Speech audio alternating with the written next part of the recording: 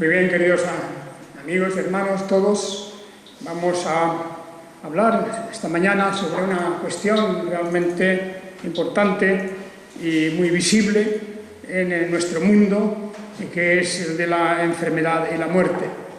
Naturalmente que esto está relacionado con la providencia de Dios, puesto que, como ya hemos definido la providencia de Dios como ese gobierno, esa forma de hacer que Dios tiene en relación con todas las cosas que Él ha creado, pues no puede estar fuera de su control y fuera de su gobierno esta cuestión como es el decaimiento del cuerpo humano, del cuerpo y de la mente humana, como estos tienen también un límite de existencia. Nuestra vida es, como dice la Biblia, en muchos casos llega a los 80 años y bueno, hoy día eso ya se dijo hace más de 3000 años y por lo tanto en ese tiempo pues ha habido periodos en que la vida humana ha sido mucho más corta que los 80 años. Hoy día en muchos lugares del mundo la media viene a ser de unos 40 años y en otros lugares pues se ha avanzado mucho, hasta los 70, hasta los 80, estamos hablando de promedios, no de casos extraordinarios, y bueno, todo eso apunta simplemente a que la vida tiene un límite. Y la misma Biblia nos habla de ese límite, eso es la muerte. Es decir, nuestra existencia en este mundo, en esta vida tal como ahora la conocemos. Y esa muerte no está exenta de un periodo que puede ser verdaderamente dramático, como es la enfermedad, el decaimiento progresivo, lento, pero inexorable, de la salud, de las fuerzas, de la capacidad mental, de manera que, al fin y al cabo, en definitiva, la Biblia lo que nos está diciendo y la realidad nos muestra es que somos seres mortales. Y esto no podemos de ninguna manera olvidar que está relacionado con el pecado, es decir, con la transgresión de la ley de Dios, o podríamos decir con la desobediencia a la ley de Dios. Eso se ve en el pecado original, hemos explicado esto también, como el pecado de nuestros primeros padres, de la primera pareja creada por Dios a imagen y semejanza de sí mismo, y con vida eterna como una de los grandes dones que habían recibido, y que debido a la transgresión, a la desobediencia y a la rebeldía, debido a la ambición, perdieron el gran privilegio de tener una vida ilimitada. El ser humano ha sido creado para una vida ilimitada, fue creado por Dios. La muerte no estaba en un principio diríamos, en la propia constitución de la naturaleza humana. Pero el anuncio que Dios hizo a Adán y a Eva fue que el día que ellos desobedecieran, el día que se rebelaran contra Él, en ese día morirían. Y en ese día, efectivamente, los principios de la decadencia humana, de la muerte y de la enfermedad, etc., en ese momento se pusieron activos, se activaron. Y así hasta llegar a nuestro tiempo, como vemos que la muerte y la enfermedad es algo cotidiano, es algo que lo vemos continuamente alrededor nuestro, en nuestras familias, en nuestras amistades, personas anónimas de las que nos enteramos cada día que han muerto, tantos en las carreteras, tantos en accidentes de cualquier tipo. En definitiva, hay una cosa tan evidente y tan clara para nosotros que no acabamos de asumir, sin embargo, de una manera real, y es eso que somos mortales. Hemos de morir. La vida, como ahora digo, la conocemos, tal como la vivimos en este momento, es breve. Y esta es una realidad que importa mucho desde el punto de vista cristiano, y cómo debemos de asumir eso. Lo hemos leído hace un momento en la carta a los romanos, donde hemos visto que efectivamente ahí tenemos esa lectura del capítulo 5 que hemos hecho de la carta a los romanos y cómo dice que así como por la desobediencia de un hombre los muchos fueron constituidos pecadores, así por la obediencia de uno los muchos han constituidos justos. Así la ley entró para que el pecado abundara, pero donde el pecado abundó, sobreabundó la gracia. Para que así como reinó el pecado para muerte, así también la gracia reine por la justicia para vida eterna, mediante Jesús, el Mesías, Señor nuestro. Estas palabras del apóstol San Pablo en la carta a los Romanos lo dicen todo, que debido al pecado vino la muerte, debido a la rebeldía o la desobediencia de las instrucciones y de los mandamientos divinos. Bien, yo creo que el tema de la muerte puede parecer a muchos que no es muy, por supuesto, digamos, una cuestión para celebrarlo, no es una cuestión que nos va a producir gran entusiasmo, pero la realidad no la podemos esconder y la Biblia enseña sobre la cuestión de la muerte muchísimas cosas. La primera que vemos en la Biblia es que hay dos maneras diferentes de entender y de enfrentarse a la enfermedad y a la muerte. Hay dos maneras diferentes que corresponden a dos bloques de personas: la del incrédulo y también a la del creyente. En otra carta del apóstol San Pablo, en la carta primera a los tesalonicenses, en el capítulo 4, particularmente en el versículo 13, dice: tampoco queremos, hermanos, que ignoréis acerca de los que duermen, para que no os entristezcáis como los demás que no tienen esperanza. Fijaos qué manera de presentar aquí tiene el apóstol Pablo esta cuestión de la realidad de la muerte. En primer lugar, habla de los que duermen.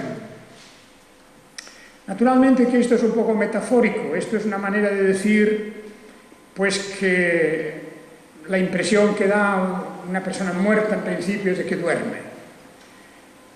Podríamos extender esto un poco más si tras la muerte existe realmente un periodo, digamos, de dormir, en el sentido de estar fuera completamente de la conciencia, de que se está inconsciente. Pero eso tal vez no nos interesa tanto, porque eso es, de momento, una cuestión que podríamos tratar más adelante, de qué es lo que ocurre tras la muerte, con los datos que la Biblia nos da, que la Biblia nos da ciertos datos, pero no todo, porque no sabemos todo acerca de lo que hay en el momento mismo de la muerte y luego. Pero es suficiente para que esta palabra, los que duermen, es una manera hermosa, una metáfora bonita también de hablar de la muerte, también para quitarle algo de su dramatismo. Pero enseguida el apóstol en este mismo pasaje dice en cuanto que no ignoréis acerca de los que duermen, tenéis que saber algunas cosas sobre esto, pero dice primero, para que no os entristezcáis, como los demás que no tienen esperanza. Y como digo, pues, hay dos maneras distintas de entender la muerte. La persona cristiana, la persona creyente, la persona que tiene un conocimiento de las Escrituras y por eso sabe algo del camino que aguarda después de la muerte, o la persona que no cree en nada y que normalmente, pues, como dice aquí, por lo menos, se entristece. Se entristece cuando piensa en su propia muerte o se entristece cuando piensa en la muerte de otros, por ejemplo, de familiares, etcétera, de amistades. Naturalmente que hablamos de la muerte como algo que en un principio parece negativo, y lo es porque es la consecuencia de la transgresión, la consecuencia de la desobediencia a Dios. En ese sentido es negativo. Pero aquí, cuando se dicen estas palabras en la carta primera a los tesalonicenses, lo que vemos es que hay dos formas de enfrentarse al hecho mismo de la muerte. Dice pues que no debemos entristecernos, no debemos entristecernos. Nosotros, los creyentes, cosa diferente es el caso de aquel que no tiene ninguna esperanza de la vida venidera, de la vida eterna, o aquel que niega completamente que exista algo después de la muerte. Todos los sistemas ideológicos materialistas, naturalmente, no pueden proveer nada para después de la muerte. Y no digamos ya nada sobre sistemas como el espiritismo y otros que pretenden que hay una especie de mundo más allá de donde pueden venir los espíritus y todas estas cosas. Eso no está avalado por las Escrituras, por la Escritura Sagrada, sino que nos dice que hay una cosa que está claramente establecida para los seres humanos, que es la muerte y después el juicio. Eso es ineludible, eso es así. Pero claro está, la persona que no cree en el más allá no cree tampoco en el juicio. Por lo tanto, podemos decir que puede andar por la vida sin temor de Dios, sin respeto a la idea de lo que puede ocurrir, de cómo es responsable de sus acciones, que tiene que responder delante de algún tribunal algún día. Yo creo que esa es la única forma en que la conciencia de ciertas personas queda adormecida completamente.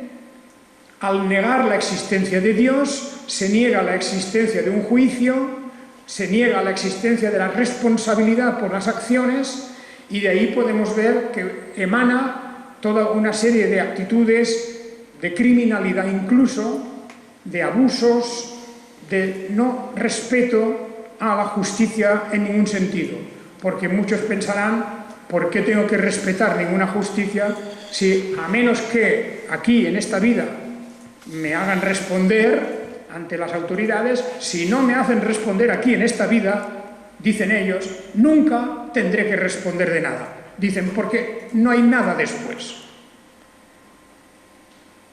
Naturalmente, esto se responde en las Escrituras. En la carta segunda a los Tesalonicenses, en el capítulo 1, el apóstol San Pablo vuelve a hablar de esta cuestión y os leo un pasaje. Dice que está hablando de la persecución que se ha levantado contra los propios cristianos.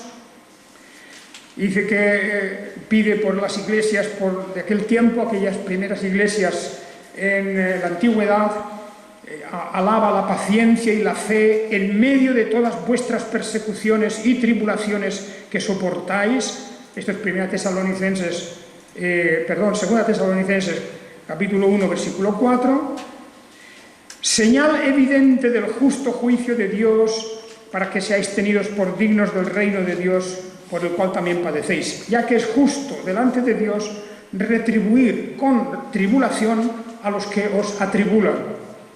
Y a vosotros que sois atribulados, daros reposo con nosotros, cuando se manifieste el Señor Jesús desde el cielo, con sus poderosos ángeles, en llama de fuego, para dar retribución a los que no conocen a Dios, ni obedecen el Evangelio de nuestro Señor Jesús, los cuales pagarán la pena de eterna perdición, excluidos de la presencia del Señor y de su glorioso poder.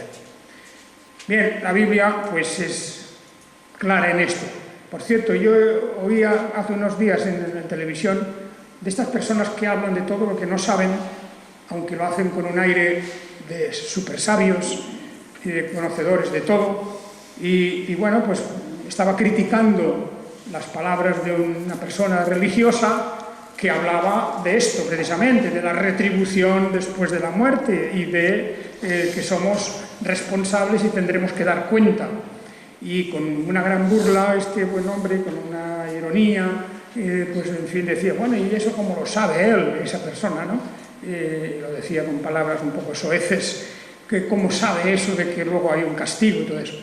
Bueno, nosotros no es que lo sepamos en el sentido de un conocimiento de digamos, de cómo conocemos otras cosas que hemos visto, sino porque creemos en lo que dice la Escritura, como todas las demás cosas de la fe.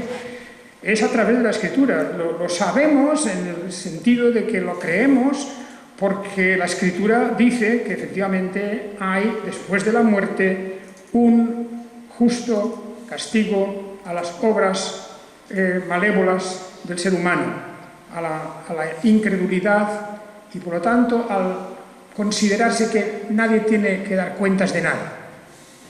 Eso es muy peligroso. Es una de las razones por las que la criminalidad, los grandes genocidios, los terribles crímenes que se producen en el mundo, pues se van extendiendo. De manera que las naciones se van convirtiendo poco a poco en lugares donde la delincuencia, donde la falta de orden, de respeto, pues van creciendo. Porque la palabra de Dios nos dice que la única manera de frenar esas cosas es el temor de Dios, el respeto a Dios, la reverencia ante Dios y el amor al prójimo. Y eso no puede existir si no es por una nueva creación, una experiencia verdadera del conocimiento de Dios. Bueno, de manera que dice la Escritura, pues, como hemos visto, la muerte entró por causa de la transgresión y esa muerte lleva a un juicio ante Dios. También el creyente tiene que responder ante Dios, desde luego. Pero una cosa es el juicio condenatorio, otra cosa es el juicio el examen de nuestras obras, de, digamos, la forma en que Dios va a galardonar de alguna manera la fe y premiar la fe de aquellas personas que han creído y esperado en Él. De la misma manera que se dice eso, pues con respecto ahí en 2 Tesalonicenses, también tenemos unas palabras muy importantes en la primera carta, esa primera carta a los tesalonicenses sobre los creyentes. Allí en el capítulo 4 y versículos 14 y 15 dice: porque si creemos que Jesús murió y resucitó, así también traerá Dios con Jesús a los que durmieron con Él. Por lo cual os decimos esto en palabra del Señor, que nosotros, los que vivamos, los que quedemos hasta la venida del Señor, no precederemos a los que durmieron, porque el Señor mismo, con voz de mando, con voz de arcángel y con trompeta de Dios, descenderá del cielo, y los muertos en el Mesías resucitarán primero. Los muertos en el Mesías, los muertos en Cristo Jesús, y los muertos en unión a Jesucristo por la fe, los que creen, los que esperan, los que le sirven, los que le aman, resucitarán primero. La muerte, como se canta en las Escrituras de una manera clara, la muerte no tiene el poder definitivo. Hay alguien que ha vencido a la muerte, hay alguien que vence a la enfermedad, hay alguien que vence a las limitaciones de nuestra vida, y nosotros vamos a heredar juntamente con él esa vida eterna. Bien, he mencionado pues la enfermedad. Es una especie de, diríamos, normalmente suele ser, ¿verdad?, el prólogo de la muerte, algo así como un preludio. Normalmente, aparte de los accidentes repentinos, inesperados, lo que vemos es que la muerte llega a través de un proceso gradual, que es la enfermedad, el envejecimiento. La Biblia nos hace reflexionar mucho sobre el envejecimiento.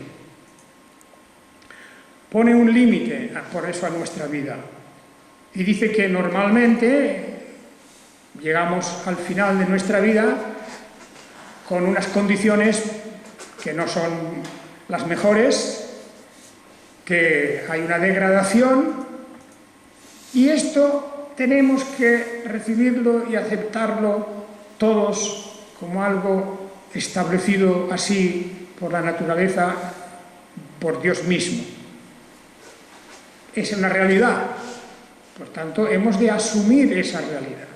Como hemos de asumir también el hecho de la muerte. Estoy hablando ahora de cara a los cristianos. Porque ya he dicho que si hablamos de cara a una persona que no cree nada, lo habréis oído muchas veces vosotros, sobre todo los personajes importantes que se entrevistan en radio y en televisión.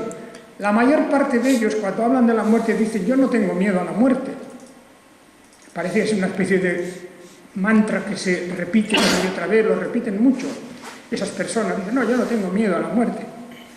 Yo no lo creo, en el sentido de que no se trata de tener o no tener miedo, sino de creer o no creer en lo que hay después de la muerte. Pero no es natural el decir: yo no tengo miedo a la muerte. Puede ser que personas inconscientes o personas que estén mentalmente pues, en un sentido, diríamos, fuera de lo normal, bueno, hasta incluso la persona que comete suicidio, es evidente que está bajo una situación traumática donde no puede razonar bien y hace estas cosas. Pero la muerte es algo que impone. Impone porque es un acto, un hecho que se produce una sola vez y no lo conocemos antes, no sabemos nada. No sabemos exactamente cómo ocurren las cosas. Creemos ciertas cosas como cristianos. Creemos que el cuerpo deja de funcionar, y los que creemos en la existencia de un espíritu creado a imagen de Dios, a imagen y semejanza de Dios, creemos que ese espíritu va a reunirse con Dios. Eso es lo que creemos, porque la Biblia nos lo dice, porque es una especie, diríamos, de creencia que aún incluso el más recalcitrante de los ateos, pues se pregunta en lo secreto de su alma qué ocurre a continuación, en el instante siguiente, en el segundo siguiente después de la muerte. ¿Qué ocurre? Y aunque de cara hacia afuera, hoy, esas personas que están hoy sanas, más o menos jóvenes, etcétera, sobre todo si tienen poder, si tienen fama, riqueza, muchos dicen: yo no le temo a la muerte. Tantos valientes de esos, en el momento de su muerte, han levantado los ojos al cielo y han dicho: Dios mío, perdóname. La historia de personajes ateos, sin creencias, que cuando se han visto abocados a la muerte realmente, han clamado a Dios, o han llorado, han pedido que venga algún pastor o algún sacerdote o alguien que les ayude, etc. Es una historia bastante nutrida de personajes, de protagonistas. Son muchos. Algunos de los grandes personajes, de pensadores y otros grandes individuos que han habido en el mundo, llenos de poder y fama, han clamado a Dios en sus últimos momentos. Bien, ahí tenemos el hecho de la enfermedad. Dios hoy, a los que vivimos hoy, los que vivimos en países más desarrollados, pues bueno, tenemos ahí unos medios que por la gracia de Dios podemos usar, la medicina y todo el desarrollo de la técnica, etcétera, y bueno, pues se va prolongando la vida. Hasta un límite, por supuesto. Muchas veces no vale la pena tampoco exagerar eso, porque hay personas que se ponen un límite tan allá que mejor no llegar a eso, porque prácticamente ya no se puede vivir de una manera pues, un poco decente. Pero la enfermedad está ahí. Mientras podamos, hemos de hacer lo posible por tener buena salud, eso sí, hemos de cuidar nuestro cuerpo, hemos de hacer uso de los medios normales, pero llega un momento en que Dios nos llama. ¿Os acordáis de la historia de Ezequías? En el segundo libro de las Crónicas, le fue anunciado a aquel rey, el rey Ezequías, que iba a morir en un plazo corto. Y el hombre se entristeció y sobrecogió de tal manera que pensó: pero morir ya le parecía eso, y clamó a Dios, y se le alargó un tiempo. Se le alargó un tiempo en su vida. Es un hecho un poco excepcional, digamos. Entra todo dentro de la providencia de Dios. Aún tenía algunas cosas que hacer, y aquel anuncio de que iba a morir era también para conmover sus sentimientos y para llamar su atención. Pero al final siempre llega. El fin de nuestra vida es ineludible. Pero hay gente que se obsesiona tanto que habréis oído hablar como en algunos países, sobre todo en Estados Unidos, donde estas cosas están pues bastante desarrolladas. Hay personas que han dejado ya establecido que a su muerte sean congelados, congelación profunda, y que su cuerpo sea congelado para esperar el tiempo, el momento en que se descubra la manera de combatir la enfermedad por la cual ha muerto. Pues sea un cáncer, sea un infarto, sea lo que sea, y que tal vez en tiempo venidero podrán ser revividos. Es decir, se les podrá resucitar. Lo cual ya es una obsesión de muchas personas que, como no conocen o no creen en las Escrituras, se dice taxativamente en la Biblia que la muerte es algo ineludible. Está establecido a los seres humanos. Que venga la muerte y después el juicio. Y no vale el acudir a las técnicas modernas, congelando el cuerpo y esperando no se sabe cuántos años o siglos a ver si le pueden revivir, porque ya el espíritu ha abandonado ese cuerpo. Y solamente Dios puede producir la resurrección del cuerpo.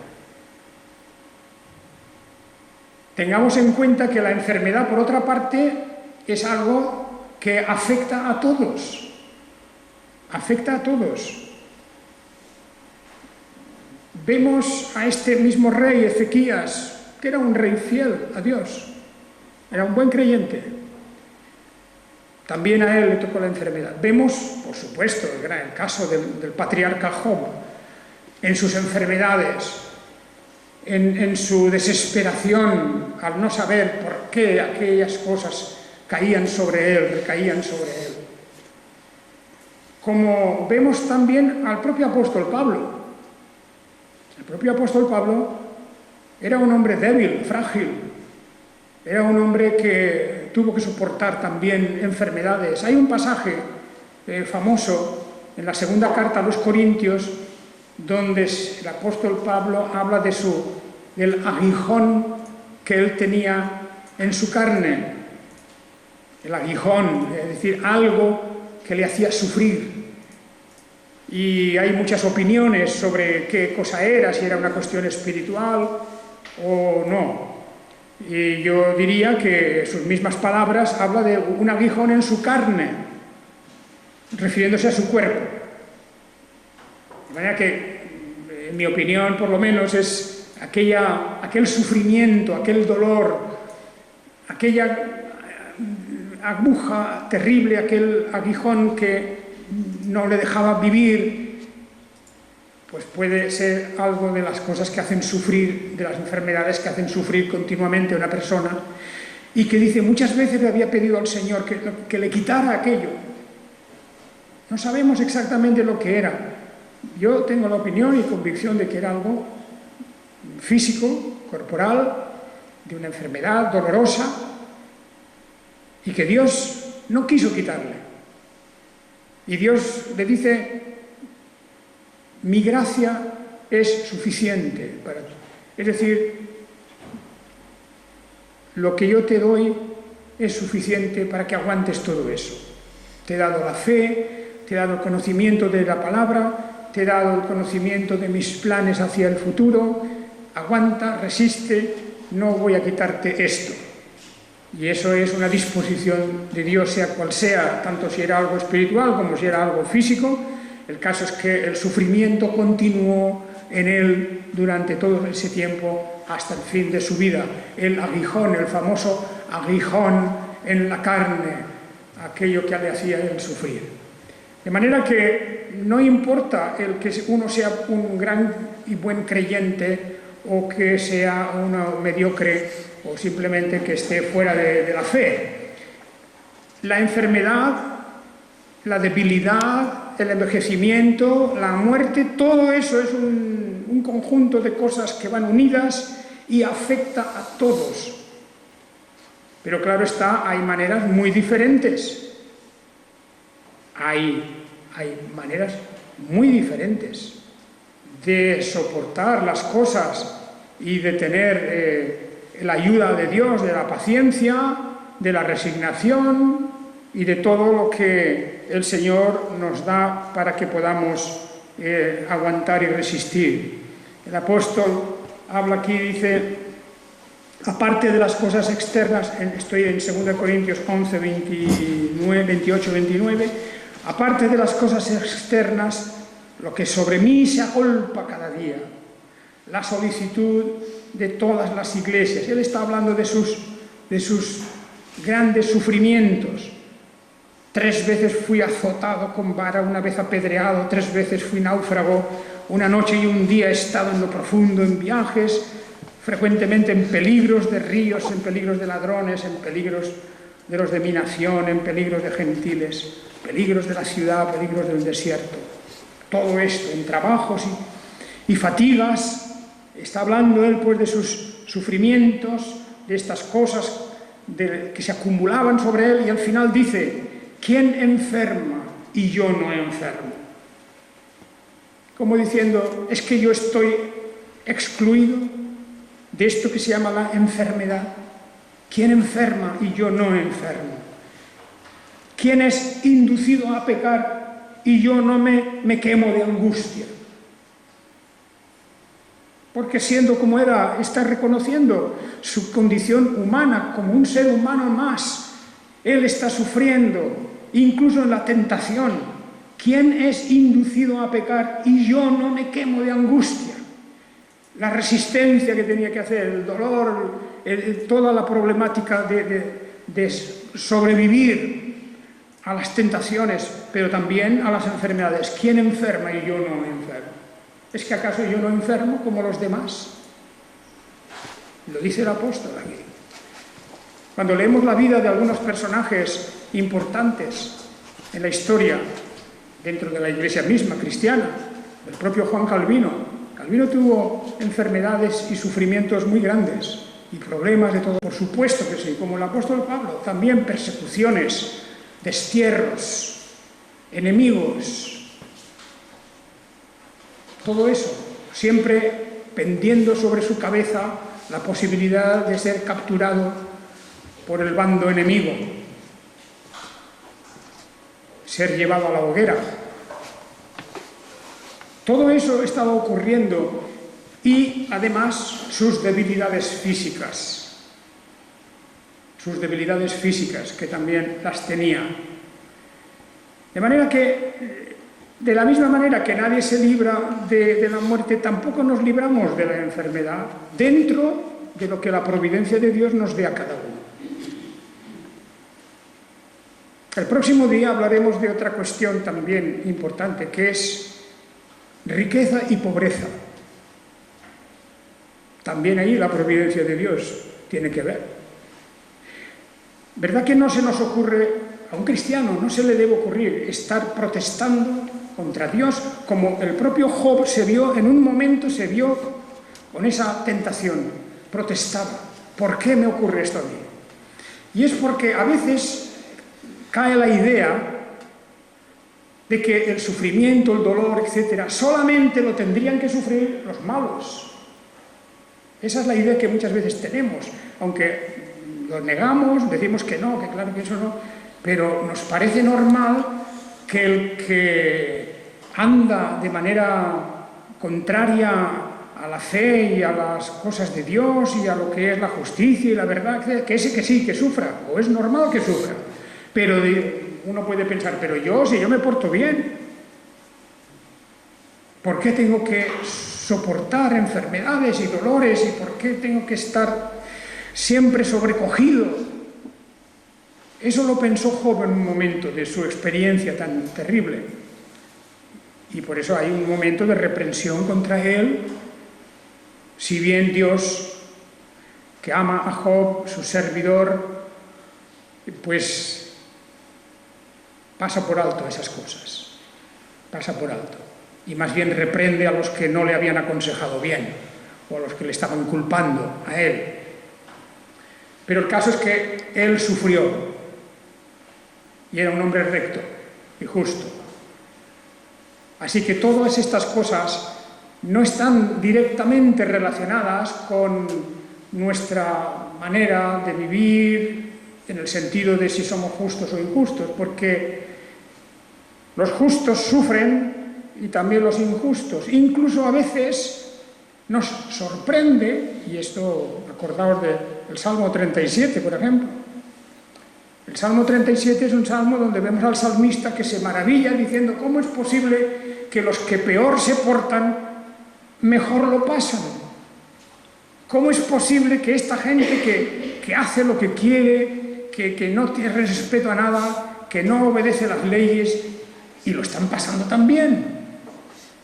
Ese es un hecho que lo vemos ahí reflejado en Salmo 37, Salmo 73 también, y otros lugares de las Escrituras. Y eso es un misterio, ¿verdad? Pero bueno, esta es la providencia de Dios que hace cosas que nosotros no entendemos, por supuesto, pero que es una realidad. Ahora, que la persona creyente, el justo, sufra, eso está llena la Escritura de ejemplos. Por supuesto, el más sublime de todos, la propia vida de nuestro Señor Jesucristo. Varón de dolores se le llama en el profeta Isaías. El ser humano, como real y verdadero ser humano, que fue en una naturaleza humana auténtica, sufrió. Y sufrió la muerte incluso, claro. Así que ahí lo tenemos. Y la muerte, por lo tanto, unido, pues, como digo, a ese preámbulo que puede ser la enfermedad, la vejez, pues se presenta un día ante nosotros. ¿Os acordáis de un pasaje? Yo, la primera vez que leí, yo me acuerdo, con apenas 15 años, cuando empecé a leer la Biblia, uno de los pasajes que más me impresionó fueron las palabras del apóstol Pablo en la carta a los Filipenses. En el capítulo 1 dice, podemos empezar en el versículo 20, dice: conforme a mi profunda expectación y esperanza de que nada seré avergonzado, sino que con toda confianza, como siempre, también ahora, el Mesías será engrandecido en mi cuerpo, sea por medio de la vida, sea por medio de la muerte. Esta carta la estaba escribiendo desde la cárcel. Y no estaba muy claro lo que le iba a pasar, lo que le podía pasar. Como más tarde, y estando ya en Roma, podemos más o menos afirmar que en Roma ya murió en su último encarcelamiento. Pues en Filipos de Macedonia había sido encarcelado y él veía llegar sobre sí la posibilidad de la muerte. Dice pues que Jesucristo será engrandecido en mi cuerpo, sea por medio de la vida o sea por medio de la muerte. Tanto si continúo viviendo como si muero ahora, Jesucristo será engrandecido. Y dice, como conclusión, porque para mí el vivir es el Mesías y el morir es ganancia. Son palabras que contrastan mucho con esa especie de superioridad con la que hablan estos personajes que antes decía, que delante de las audiencias de la televisión presumen diciendo yo no temo a la muerte. El apóstol puede decir otra cosa, dice, para mí el vivir es Jesucristo, es toda mi vida, y el morir es ganancia. Y entonces únicamente pone una cuestión diciendo, pero si el vivir en el cuerpo resulta para mí un premio de labor, no sé entonces qué escogeré. Es decir, si puedo continuar trabajando todavía, entonces no sé qué escoger, porque de ambos lados estoy constreñido, teniendo el anhelo de partir, fijaos por lo que dice, tengo el anhelo de partir, tengo el deseo de hacer ese viaje. Llamémosle a la muerte ese viaje, ese viaje. Tengo el anhelo de partir y estar con el Mesías, que es muchísimo mejor. De manera que esta es una lección muy grande para todos aquellos cristianos también. Hay gente que, siendo cristiano, no quieren ni que se le hable de la muerte, como dicen, oiga, yo estoy muy bien aquí. Algunos dicen así, hablan así, yo estoy muy bien aquí. No me hable usted de la muerte, no me hable usted de eso. Bueno, pues ahí tenéis a uno que es un ejemplo en todas estas cosas, cuando dice, claro, me gustaría, diría, continuar trabajando en el servicio de Jesucristo aquí, y en un sentido estoy entre las dos cosas, pero dice, pero de todas maneras tengo el anhelo de partir y estar con el Mesías, que es muchísimo mejor. Por eso dice, para mí el vivir es el Mesías, Jesucristo, y el morir es ganancia. Poca gente dice hoy, en nuestros tiempos, eso. Y si estamos más o menos bien, todavía más difícil decirlo. Pero que conste que eso es lo que la palabra de Dios nos dice.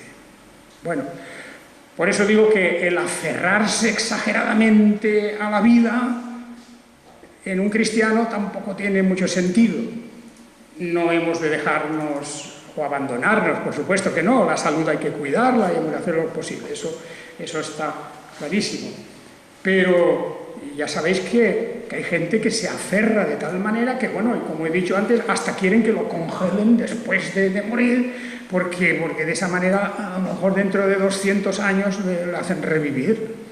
Eso ya no puede entrar en la mentalidad del cristiano, porque un cristiano cree en que volverá a vivir, incluso en cuerpo, porque hay una resurrección del cuerpo y el espíritu nunca muere y nuestro espíritu se reúne con el Señor en ese gran viaje, si podemos llamarlo así, el partir, como dice aquí, partir, marcharse de esta vida.